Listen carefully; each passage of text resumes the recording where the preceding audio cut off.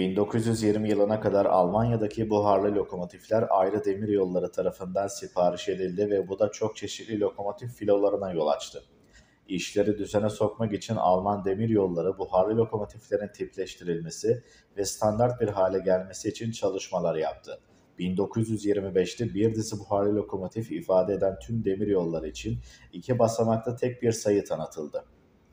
Tip 52 veya BR-52 buharlı lokomotifi 1942'nin ilk yarısında askeri bir buharlı lokomotif olarak geliştirildi. Tasarımcıların asıl görevi en ucuz ve teknolojik olarak en gelişmiş ve aynı zamanda güvenilir ve bakımı kolay lokomotifi yaratmaktı. 1939'dan beri üretilen Tip 50 buharlı lokomotifin tasarımı temel alındı ve değerli malzemelerin ekonomisini en üst düzeye çıkarmak için bir dizi değişiklik ve basitleştirme yapıldı. Örneğin bir Tip 52 buharlı lokomotifin üretimi sadece 150 kilo demir dışı metal gerektirirken Selefi Tip 50 yaklaşık 2,8 ton gerektiriyordu. Üretim şartnamesinde düzlükte saatte 15 km hızla 1200 tonluk bir trenin çekebilen 65 ton dingil yüküne sahip bir buharlı lokomotiften bahsediliyordu. Hızlı üretime ve düşük malzeme maliyetlerine özellikle önem verildi. Lokomotifin ayrıca sağlam ve az bakım gerektiren olması gerekiyordu. İlk tip 52 lokomotifi 12 Eylül 1942'de Borsek'teki Rheinmetall fabrikasında üretildi. 52 sınıfı lokomotif 50 sınıfı lokomotifinden 3 ton daha hafifti. Demir dışı metal bileşenlerin yerine çelikten yapılmış olanlar almıştı. Standart lokomotif prensiplerine göre çubuk çerçeveler yerine kaynaklı saç çerçeveler kullanılmıştır. 50 serisi makineler için tasarlanmış hazır çubuk çerçeveler de kullanıldı. Aks yatağı ayar takozları saç metal çerçevelerinden çıkarıldı. Tahrik ve bağlantı çubukları haddelenmiş bölümlerden yapıldı ve kalıpta dövülen çubuk uçları künt bir şekilde kaynaklandı. Kış operasyonu ve beklenen yüksek yolculuk oranı nedeniyle 52 ve 42 sınıfı lokomotiflerine ilk kez Norveç tipi sürücü kabinleri olarak adlandırılan tamamen kapalı ve tender ile birleşik kabinler verildi.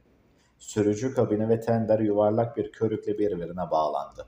Tender'in ön taraflarının bu amaç için uyarlanması gerekiyordu. Tenderler diğer standart lokomotif serileriyle serbestçe değiştirilemez bir yapıdaydı. Karşılus ve Müller tiplerinin ayrıntılı basınç dengeleme piston valfleri yerine makineler yine ayar pistonlu valfler ve sürgülü kutulara monte edilmiş Winterthur tipi basınç dengeleyiciler ile donatıldı. Sonuç nispeten düşük rölanti performansı oldu. Besleme suyu ön ısıtıcısı yoktu ve pistonu besleme pompasının yerini ikinci bir buhar jeti pompası aldı. 1940'lar ve 1950'ler boyunca rüzgar deflektörlerinin tamamen terk edilmesinin başarılı olmadığı kanıtlandıktan sonra lokomotiflere basitleştirilmiş Witt rüzgar deflektörleri de takıldı. 1943'te 5 lokomotif oluklu bir kazan ile donatılmıştır. Silah üretimindeki muazzam artışla birlikte gelen büyük lokomotif siparişini yerine getirebilmek için Alman lokomotif fabrikaları 1942'de kurulan Raylı Taşıtlar Ana Komitesi'ne bağlı olan Büyük Alman Lokomotif Üreticileri Topluluğunu oluşturmak üzere birleştirildi. Raylı Taşıtlar Ana Komitesi'ne eski Demag Direktörü Gerhard Deckengolb, Reich Silahlanma ve Mühimmat Bakanı Albert Sieper, Reich Ulaştırma Bakanı Julius Dortmüller başkanlık etti. Diğer bir itici güç 1942'de yeni Ulaştırma Bakanı olarak atanan ve diğer şeylerin yanı sıra Sovyetler Birliği'ne karşı savaşın zorlu tedarik sorunlarını çözmekten sorumlu olan Albert Ganzen-Müller'di. Üretimin zirvesine Temmuz 1943'ün başında Büyük Alman Lokomotif Üreticileri Topluluğu'nun birleşen üreticilerin bir gün içerisinde 51 adet lokomotif üretmesiyle ulaşıldı. Daha sonra bir daha elde edilemeyen bu sonuç Nazi propagandası tarafından SED'nin savaş lokomotif geçit töreninde kullanıldı. Lokomotifler esas olarak 2'ye 2 T30 tipinin karakteristik bir küvet tender ile farklı tenderlerle birleştirildi. Ortak noktaları kapalı Norveç sürücü kabini nedeniyle değişen ön uçtu. Bu da onları dönüşüm önlemleri olmadan standart tasarım tenderiyle değiştirmeyi imkansız hale getiriyordu.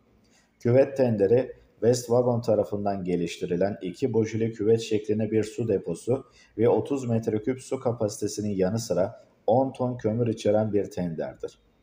Lokomotifin modeline göre kendinden destekli, çerçevesiz bir yapı olarak tasarlandı, oluk çekme ve basınç kuvvetlerine emdi.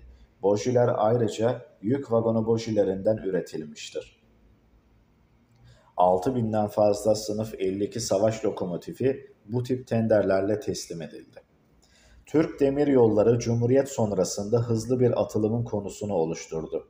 Yeni demiryolu hatlarının yapılması ve hizmete alınmasının hızına demiryolu araçlarının alım hızı yetişemiyordu. 1940'lara gelindiğinde Türkiye Cumhuriyeti Devlet Demiryolları lokomotif sıkıntısı çekmeye başladı. Türkiye Cumhuriyeti Devlet Demiryolları'nın lokomotif ihtiyacını gidermenin yanında müttefiklere yanaşmasını engellemek isteyen Almanya, Türkiye ile diplomatik ilişkilerini korumak maksadıyla Türkiye'ye lokomotif verme kararı aldı.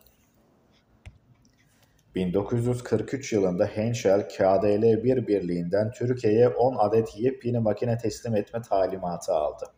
Türk Demiryolları'na teslim edilen bu 10 adet BR-52 sınıfı lokomotifler, gövde botları ve duman deflektörleri ile donatılmıştır. Bu lokomotiflere Türkiye Cumhuriyeti Devlet Demiryolları tarafından 56.501'den başlayarak 56.510'a kadar numara verildi. Teslimatı yapılan bu 10 adet BR-52 Türkiye Cumhuriyeti Devlet Demiryolları için özel olarak üretilmiştir. Türkiye yepyeni BR-52'yi alan birkaç ülkeden biri oldu. Fabrikadan yapılan bu teslimatlara ek olarak Alman Demiryolları ilk kez birkaç hafta önce hizmete sunulan BR-52 serisinden 43 lokomotifi daha Türkiye'ye transfer etti.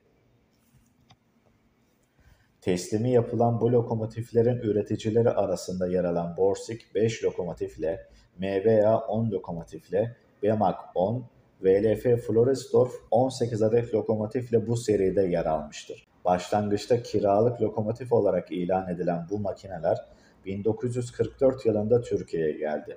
Lokomotifler daha sonrasında Türkiye Cumhuriyeti Devlet Demiryolları tarafından satın alınmıştır. Borsig tarafından Eylül 1942'de teslim edilen ilk BR-52'de kar temizleme aracı vardı.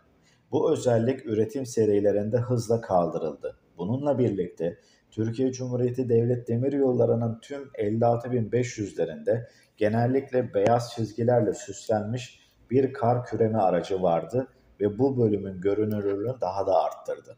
Üretilen ilk BR-52, BR-50'den miras kalan bir çubuk çerçeveye sahipti. Alman sürücü daha sonra tasarımı plaka çerçevesine çevirdi. Bu değişiklik 1943'ün ortalarında çeşitli fabrikalarda etkili oldu. Sadece bir çubuk çerçevede bacaya destek kirişleri vardı. Ön uç tampondan bacaya uzanan bu çubuklar kolayca tespit edilebilir. İlk başta Almanlar düşük hızlı bir savaş lokomotif için duman deflektörlerinin gereksiz olduğunu düşündüler. Ancak bunun doğru olmadığı ortaya çıktı ve sürüş ekibi dumandan şikayet etti. Tasarım beyaz tip olarak bilinen küçük duman deflektörünü içerecek şekilde değiştirildi. Bu sis perdesi Inkwright tarafından bir rüzgar tünelinde yapılan denemeler kullanılarak bilimsel olarak kanıtlandı. Oldukça etkiliydiler ve BR-50 duman deflektörünün sadece 5'te 1'i ağırlığındaydılar. Bu sis perdesi 2 varyasyonda geldi: yuvarlak tip ve bükülmüş tip. Çok az sayıda Türkiye Cumhuriyeti Devlet Demiryolları 56.500'ünde duman deflektörü vardı ve görünüşe göre hepsi bükülmüş tipti. Bu lokomotifler mürettebatı dışarıda gece boyunca ve ateşsiz olarak eksi 40 dereceye kadar sıcak tutmak için tasarlanmış, donmaya karşı korumasıyla ünlüdür. Barış zamanında lokomotif boştayken bir kulübenin içine park edilebilir ve donma korumaları bakım için ekipmana erişimi engellediği için bir sıkıntı haline gelir. Böylece 56.500 bu korumaların bir kısmını fazla mesai olarak yavaş yavaş kaybetti. İlk giden hava kompresörünün etrafındaki muhafazaydı. Türkiye Cumhuriyeti Devlet Demiryolları sistematik olarak tüm birimlerden kaldırdı. Daha sonra su enjektörlerinin ve su borularının etrafındaki kalkanlar çıkarıldı. Bu sistematik değildi ve kalkanın çoğu hala açıkken 56.500'ler emekli olmaya başlamıştı. Aynı şekilde orijinal tasarımda Turbojeneratör ateş kutusunun üstüne ve yuvarlak bir kapağın içine yerleştirildi. Türkiye Cumhuriyeti Devlet Demiryolları tüm ünitelerdeki bu turbojeneratörü sistematik olarak bacanın sağ tarafına, bacağa yakın bir yere yerleştirdi. Kapak atıldı. Son olarak savaş zamanı malzeme tasarrufu özelliğinin bir kısmının geri alınması gerekiyordur. En görünür olanı bacayla ilgilidir. Tüm baca kapılarına merkezi bir kilit takıldı. Bu kilide erişmek için trabzan, baca temizlenmesini kolaylaştırmak için bir su tahliye borusu ve geniş bir far desteğiyle tamamlandı. 1960'ların sonunda tüm lokomotiflerde merkezi bir kilit vardı. Tam genişlikte bir kar temizleme aracı olmadan çok az lokomotif teslim edildi. Tam genişlikte kar küreme aracı da 1960'ların sonunda tüm lokomotiflere uyarlandı. Türkiye Cumhuriyeti Devlet Demiryolları filosundaki 56.500 lokomotiflerinde iki tür tender görülür. K22 T32 Vannen bu ihale Westwagon tarafından tasarlanmış olan bir tenderdir ve adını silindirik şeklinden alır. Yarım daire oluşturacak şekilde haddelenmiş çok büyük bir saç hem su deposunun tabanını hem de çerçeveyi kapladı. Bojiler ve tampon girişler doğrudan bu tabakaya kaynaklandı. Şu anda tank arabalarında yaygın olarak görülen bu tasarım 1942'de çok yenilikçiydi. Bir diğer tender de K4T30 Steve Rahman daha az şaşırtıcı olmayan bir tenderdi. Weiner Lok Fabrik tarafından tasarlanmıştı. Çok İngiliz sağlam bir çerçeve sabit aks tasarımı kullandılar. Boju muadilinin yanında geriye dönük bir tasarım olarak kabul edilen bu tender, hizmette mükemmel bir performans gösterdi ve dar virajlarda asla raydan çıkmazdı. Su tankının kenarları donmaya karşı koruma olarak fiberglass'tan yapılmış panel ile kaplanmıştır. Bu iki tender benzer kapasitedeydi ve birbiriyle değiş tokuş edilebilirdi.